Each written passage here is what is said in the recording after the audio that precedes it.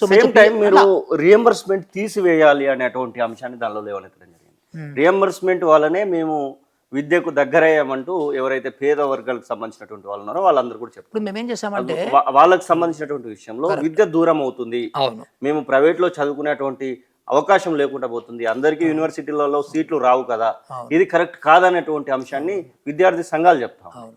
ఇలా రెండు విషయాలు ఉన్నాయి ఇందులో. ఫస్ట్ థింగ్ ఏంటంటే యాక్చువల్గా మనము ప్రభుత్వ విద్యను స్ట్రెంథెన్ చేయాలి. ఎస్, ప్రభుత్వ హాస్పిటల్ కూడా స్ట్రెంథెన్ చేయాలని ఒప్పుకుంటాం మనం కదా. ఇక్కడ కొంత ప్రభుత్వ విద్యను స్ట్రెంథెన్ చేయడం అనేది చాలా అవసరము. ఇప్పుడు మీకు ప్రభుత్వ విద్యను స్ట్రెంథెన్ చేస్తే పిల్లలు ప్రైవేట్కి పోతారా, గవర్నమెంట్కి వస్తారా? ఖచ్చితంగా గవర్నమెంట్ రావాల్సింది. అంతే కదా. అక్కడ ₹1,00,000 పెట్టుకుని ఎవరికి ₹1,00,000 ఎక్సెస్ లేవు కదా. అవును. సో డబ్బులు అనేది మనకి ఏదో ఊరికే రావన్నట్టు, సో మనకి డబ్బులు అనేది మ్యాటర్స్ ఏ లాట్ కదా. సో అలాంటి సిచ్యుయేషన్లో మనం ప్రభుత్వ విద్యను స్ట్రెంథెన్ చేసుకోవాలి కదా. ఫస్ట్ థింగ్ అది.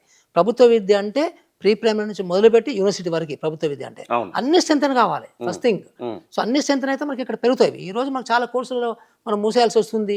ఈవెన్ డిగ్రీ కాలేజీల సంఖ్య తగ్గిపోతుంది, ఈవెన్ గురుకులాల సంఖ్య కూడా తగ్గిపోతుంది. తెలుసా మీకు ఆ విషయం లేటెస్ట్గా? సో ఇది కరెక్ట్ కాదు కదా. అంటే ఫస్ట్ థింగ్ ఏంటంటే మన విద్యను మనం పెంచుకోవడం అనేది ఒకటి. రెండోది మేము ఇచ్చింది ఏంటంటే యాక్చువల్గా దీన్ని వక్రీకరిస్తున్నారు మనలందరూ కూడా. ఈ వక్రీకరణ కరెక్ట్ కాదు. మేమేం చెప్తున్నామంటే ఇది చూడండి, ఇప్పుడు మన బుక్ లో నేను చదివిస్తాను. ఇప్పుడు page number 45. So page number 45లో fee reimbursement shall be suspended for private educational institutions that continuously underperform for 2 consecutive academic years అంటున్నాం. ఓకే, అంటే ఎలాంటి కొన్ని పిచ్చి ప్రైవేట్ ఇన్స్టిట్యూషన్స్ నడుస్తున్నాయి మార్కెట్లో. అవును. అంటే కాలేజీకి పిల్లలు రారు కానీ అటెండెన్స్ వేసేసి రియంబర్స్మెంట్ తీసేసి కదా. ఇది అందరూ తెలుసు కదా ఇది. అవును. మేము కూడా కమిషన్ మెంబర్స్ అందరూ ఒకసారి సర్ప్రైజ్ విజిట్ అటు పోయినాం, ఇబ్రహీంపట్నం సైడ్. అక్కడ బీడీ కాలేజ్ పోయినాం. పోతే కరెక్ట్ మరి బిఫోర్ 1:30 పోయినాం మేము. యాక్చువల్గా 1 o'clock ఆడ ఒక్క స్టూడెంట్ లేడు, ఒక్క టీచరు అకాడమిక్ లేరు, ప్రిన్సిపల్ కూడా లేడు, ఎవరు లేరు. విచిత్రమైన ఇంక ఎగ్జామ్స్ అవుతున్నాయి మళ్ళీ. అంటే వేరే కాలేజ్ నుంచి ఎగ్జామ్ పెడుతున్నారు. ఆ ఎగ్జామ్ కండక్ట్ చేసే ఎవరు అంటే ఆల్రెడీ పాత స్టూడెంట్స్కి రోజుకి ₹500 చెప్పి పిలిపించుకున్నారు. ఆ ప్రిన్సిపల్ లేడు, ఎవరు లేరు, కాలేజ్ నడుస్తలేదు. But it's the working day. ప్రిన్సిపాల్ని పిలిచాం, పిలిస్తే నవ్వుతున్నాడు ప్రిన్సిపాల్. నవ్వుకుంటూ అన్నిట్లే ఉంటాయి సార్ ప్రైవేట్ ఇన్స్టిట్యూషన్స్ అన్ని, మీకు తెలియదేమో అని చాలా క్యాజువల్గా మాట్లాడుతున్నాడు. వాడికి కమిషన్ అంటే రెస్పెక్ట్ లేదు, చైర్మన్ అంటే రెస్పెక్ట్ లేదు, చాలా క్యాజువల్గా ఉన్నాడు. అంటే because it's so common. So అలాంటి ఇన్స్టిట్యూషన్స్కి మన ఫీజు రీయింబర్స్మెంట్ కరెక్టేనా? అలాంటి ఐడెంటిఫై చేయడం ఎలా? దానికి మంచి క్వశ్చన్ ఇది. సో దానికి ఏం చేసామంటే మేము ఒకటి తెలంగాణ ఎడ్యుకేషన్ స్టాండర్డ్స్ అథారిటీ అనేది పెట్టమని చెప్పాం. ఒక థర్డ్ పార్టీది, ఒక స్ట్రాంగ్ గా.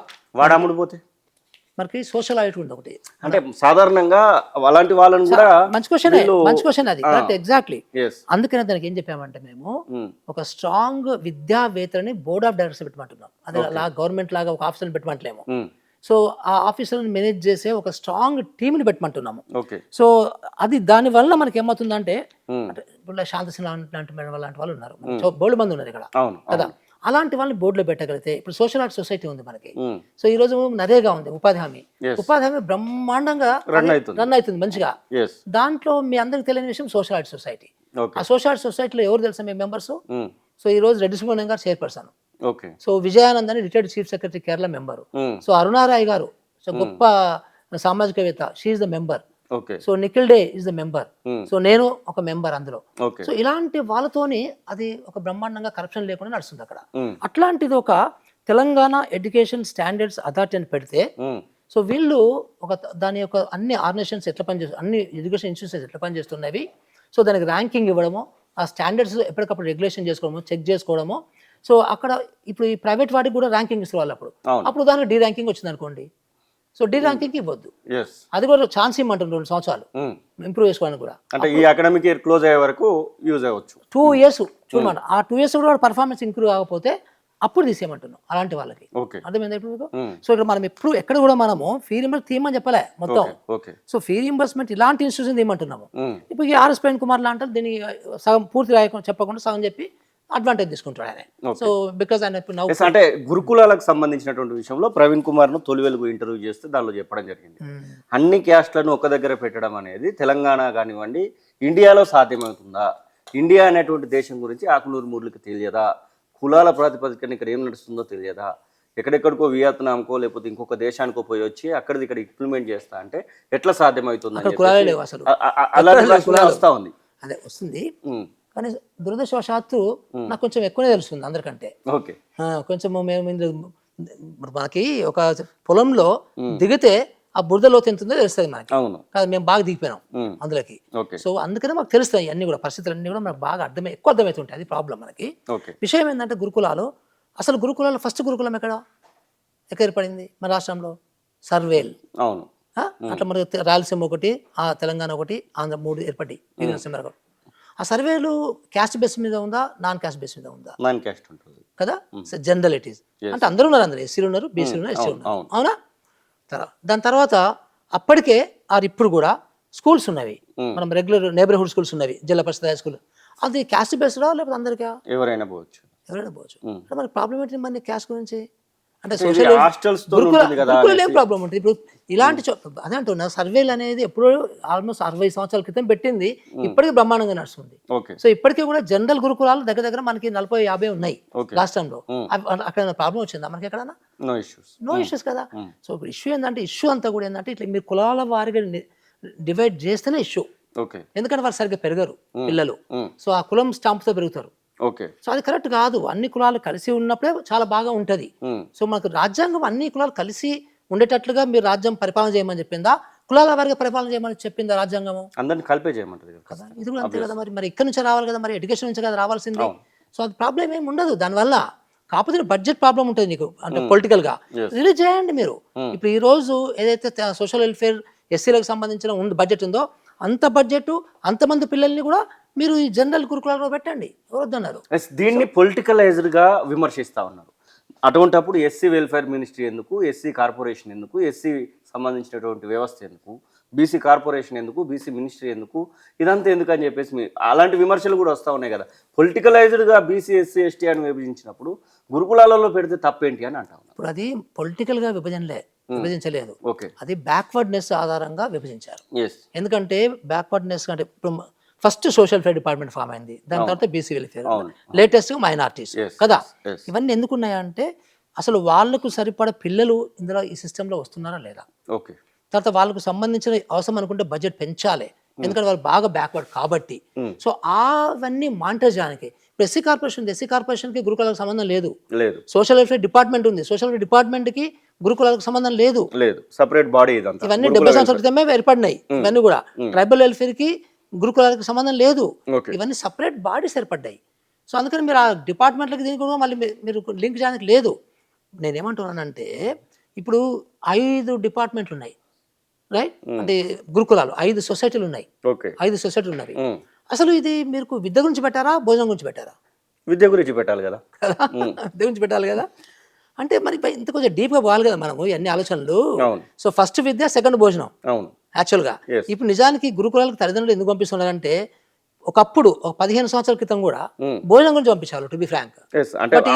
భోజనం కోసం పంపించే స్టూడెంట్స్ ఉన్నారు కదా. బట్ ఈ రోజు గురుకులాలకు ఎందుకు పంపిస్తున్నారంటే భోజనం గురించి పంపించాలి, విద్య అక్కడ కొంచెం మంచిగా దొరుకుద్ది అనే దాని గురించి పంపిస్తున్నారు వాళ్ళు. ఎందుకంటే మా ఇంటి పక్కన ఉన్న జెడ్పీహెచ్ఎస్ వాటి సరిగ్గా లేవు, ఎంపీపీ సరిగ్గా లేవు, అందుకని అక్కడ కొంచెం విద్య బాగా దొరుకుతుంది అనే ఉద్దేశంతో పంపిస్తున్నారు, కానీ భోజనం గురించి పంపించాలి. అవునా? విద్య ఇంపార్టెంట్. సో తల్లిదండ్రులకు విద్య ఇంపార్టెంట్. సో అందుకని వాళ్ళు ఈ కులం దగ్గర విద్య బాగా దొరుకుతుందా అక్కడ అట్లా చూడరు, వాళ్ళు ఎక్కడ బాగా విద్య దొరికితే అక్కడ పంపిస్తారు. అవునా? ఇప్పుడు మీకు ప్రైవేట్ ఉన్నవి, ప్రైవేట్లో ఎక్కడైనా కానీ సోషల్ వెల్ఫేర్ ప్రైవేట్ స్కూలు అట్లా ఉంటుందా? మరి ఉండకపోతే అక్కడ కూడా ఎస్సీలు పంపిస్తున్నారా లేదా, బీసీలు పంపిస్తున్నారా లేదా? అందరూ ఒక దగ్గర ఉండాల్సింది కదా. That is the ideal thing అనమాట. సో ఇప్పుడు ఆర్ఎస్ ప్రవీణ్ కుమార్ గారు ఏం మాట్లాడుతున్నాడో, ఆయన ఒక అంటే ఊసర వెళ్ళి మంచిది చాలా యాక్చువల్గా. ఆయన ఒక పిచ్చి రాజకీయ మాట్లాడుతారు, అంటే ఒక ఫాల్తు రాజకీయ నాయకుడు అయిపోయింది అబ్బా, అన్ఫార్చునేట్లీ. ఇప్పుడు ఆయన ఏం చేయాలి, యాక్చువల్లీ ఇంట్లో 434 ఉన్నవి. సో చక్కగా ఒక 2 రోజులు 3 రోజులు ఈ మొత్తం 434 దాన్ని పూర్తి అవగాహన చేసుకోవాలి, అన్ని చోట్ల చదవాలి కదా. చదువుకొని అట్లా కాదని నేను బీఆర్ఎస్, సో కాబట్టి నేను మురళిని తిట్టాలి, రేవంత్ రెడ్డిని తిట్టాలి, కాంగ్రెస్ ని తిట్టాలి. 434 మొత్తం రేవంత్ రెడ్డి రాసిస్తే ఆకునూరు చెప్పిన వార్త కూడా వినబడుతుంది. ఇప్పుడు నువ్వు శ్రీనివాస్, నువ్వు కూడా నన్ను చూస్తున్నావు 5 సంవత్సరాల నుంచి, నువ్వేమనుకుంటావు ఆకునూరు మురళి గురించి? స్వయంగా ప్రకటిస్తాడు, చూస్తాడు అన్ని రకాలుగా. ఎవరైనా పొలిటీషియన్స్ చెప్తే, రాజకీయంగా ఎవరైనా చెప్తే దాన్ని నేను వింటానని అనుకుంటాను? ఆ కామన్ సెన్స్ మరి ఆయనకు ఉండాలి కదా, ఆర్ఎస్ ప్రవీణ్ కుమార్ కూడా. ఓకే. నేను ఇంకా మారలే ఆయనలాగా, నేను ఇంకా మురళిలాగానే ఉన్నా గట్టిగా. ఆయన RS Praveen Kumar polytechnic education మీద మీరు దానిలో కొన్ని అంశాలను ప్రతిపాదించడం. ఫస్ట్ థింగ్ ఏంటంటే పాలిటెక్నిక్ కు సంబంధించి ఆకునూరు మురళి ఇది తప్పు అనేటువంటి, గతంలో కూడా ఇట్లాంటి ఆలోచనలు చేశారు, అది ఫెయిల్ అయింది, ఇప్పుడు అలాంటి ఆలోచన చేయడం కరెక్ట్ కాదు. పాలిటెక్నిక్స్ ఎస్బిటిఐటికి సంబంధించి, state board of technical education సంబంధించి ఇంటర్ తో సమానం చేయాలన్నట్టుగా దానిలో ఒకటి ప్రతిపాదన ఉంది, లాటరల్ ఎంట్రీని తీసేయాలన్నట్టు ప్రతిపాదన ఉంది. ఇది కరెక్ట్ కాదు అనేటువంటి అంశాలు వస్తున్నాయి. మీరేం చెప్తారు? అది ఇమ్మీడియట్ గా పాపము ఆ ఆస్పైరింగ్ స్టూడెంట్స్ కి ప్రాబ్లం వస్తుంది. ఓకే. అది ఇమ్మీడియట్ మనం చేయాల్సిన అవసరం లేదు, టైం ఇవ్వాలి, దానికి టైం ఇవ్వాలి అబ్బాయి. ఇందులో ఓకే. ఇవన్నీ అర్జెంట్ గా చెప్పారు కాదు. ఫ్యూచర్ ఎడ్యుకేషన్ కి యూజ్ అయ్యేటివి నేను చెప్పేది ఈ పాలసీ అంతా 2 సంవత్సరాలకి 3 సంవత్సరాలకి చేయలే నేను. ఇది ఒక మొత్తము ఇంకెప్పటికీ ఒక 50 సంవత్సరాలైనా ఉండాలి కనీసం. ఓకే. సో 50 సంవత్సరాలు సరిపడా మేము పాలసీ తయారు చేసాం ఇందులో. అయితే అలా పాలిటెక్నిక్ ఏమవుతుందంటే, ఇప్పుడు మనకి టెక్నికల్ ఎడ్యుకేషన్ సంబంధించి, స్కిల్స్ సంబంధించి ఐటీఎస్ పెట్టాం, ఎస్, దాని పర్పస్ వేరు. పాలిటెక్నిక్స్ పెట్టాం, దాని పర్పస్ వేరు. ఇంజనీరింగ్ కాలేజ్ పెట్టాం, దాని పర్పస్ వేరు. రీసెర్చ్, దాని పర్పస్ వేరు. ఈ 4 పర్పస్ ఉన్నాయి కదా. అవును, ఉన్నాయి కదా. సో దీంట్లో ఐటీఐ అనేది ఏంటంటే గ్రాస్ రూట్స్ టెక్నీషియన్స్ తయారు చేయాలి. అంటే mechanics, so diesel mechanics, so welders, electricians, fitters కదా. పాలిటెక్నిక్ అంటే ఏంటంటే ఇస్ లైక్ సెమీ గ్రాడ్యుయేట్ లాగా, అంటే is little above than ITIs. So వీళ్ళ యొక్క అవసరాలు కూడా ఇండస్ట్రీస్ కి అవసరం ఉంటుంది. ఒక ఇండస్ట్రీకి ఒక బీటెక్ సరిపోరు, ఒక ఐటీఐ సరిపోరు, మిడిల్ లెవెల్ డిప్లొమా కూడా ఉండాలని ఇష్యూ. అసలైన తొలి వెలుగు. ఫాలో వాట్సాప్ @తొలి వెలుగు official.